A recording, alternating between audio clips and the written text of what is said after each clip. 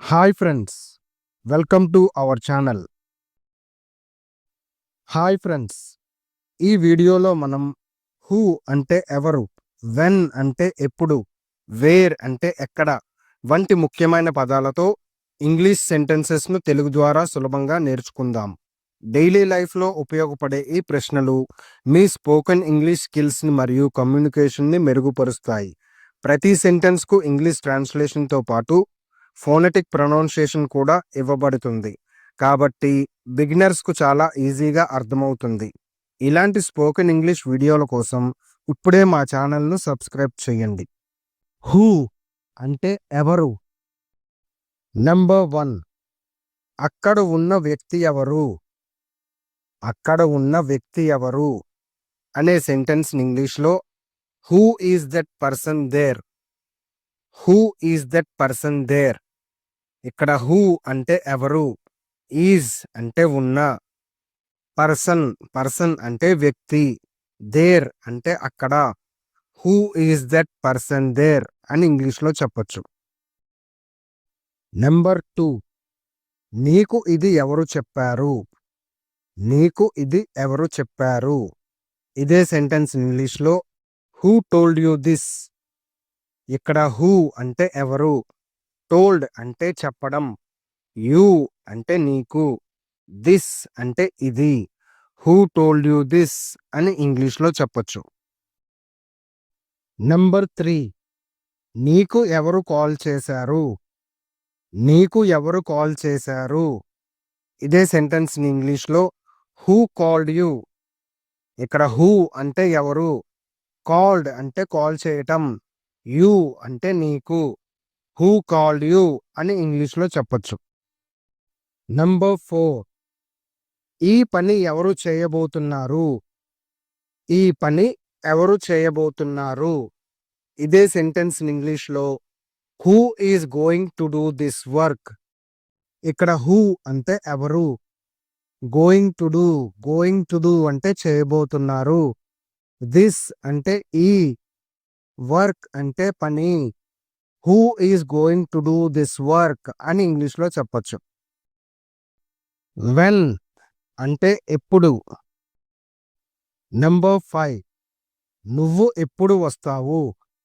నువ్వు ఎప్పుడు వస్తావు. ఇదే సెంటెన్స్ని ఇంగ్లీష్లో వెన్ విల్ యూ కమ్. ఇక్కడ వెన్ అంటే ఎప్పుడు, యూ అంటే నువ్వు, కమ్ అంటే వస్తావు. వెన్ విల్ యూ కమ్ అని ఇంగ్లీష్లో చెప్పొచ్చు. నెంబర్ 6, ఈ మీటింగ్ ఎప్పుడు ప్రారంభమవుతుంది. ఈ మీటింగ్ ఎప్పుడు ప్రారంభమవుతుంది. ఇదే సెంటెన్స్ ఇంగ్లీష్లో when does this meeting start. ఇక్కడ వెన్ అంటే ఎప్పుడు, దిస్ మీటింగ్ అంటే ఈ మీటింగ్, స్టార్ట్ అంటే ప్రారంభమవుతుంది. When does this meeting start అని ఇంగ్లీష్లో చెప్పొచ్చు. నెంబర్ 7, ఈ ఈవెంట్ ఎప్పుడు ముగుస్తుంది. ఈ ఈవెంట్ ఎప్పుడు ముగుస్తుంది అనే సెంటెన్స్ ఇంగ్లీష్లో when will this event end. When అంటే ఎప్పుడు, దిస్ ఈవెంట్ అంటే ఈ ఈవెంట్, ఎండ్ అంటే ముగుస్తుంది. When will this event end అని ఇంగ్లీష్లో చెప్పొచ్చు. నెంబర్ 8, నువ్వు ఎప్పుడు ఇంటికి చేరుకుంటావు. నువ్వు ఎప్పుడు ఇంటికి చేరుకుంటావు. ఇదే సెంటెన్స్ ఇంగ్లీష్లో when will you reach home. ఇక్కడ వెన్ అంటే ఎప్పుడు, విల్ యూ అంటే నువ్వు, రీచ్ అంటే చేరుకోవటం, హోమ్ అంటే ఇల్లు.